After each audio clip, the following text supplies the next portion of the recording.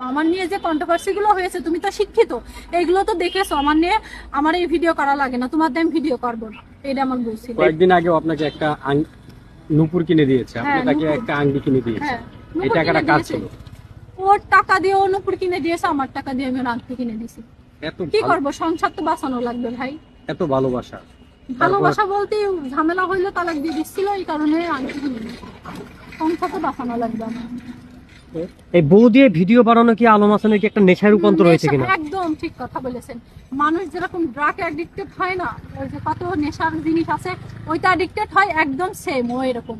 মানে কন্ট্রোভার্সিতে থাকা আর বউ বিয়ে করা ছাড়া, এটা ওর একটা কন্ট্রোভার্সি হয়ে ও সবসময় চাই যে পুরো দুনিয়ার মানুষ ওর ভিডিওই দেখুক। বড় বড় সাকিব খান, বড় বড় হিরো, তাদেরও গোনে না, কয় আমি হিরো।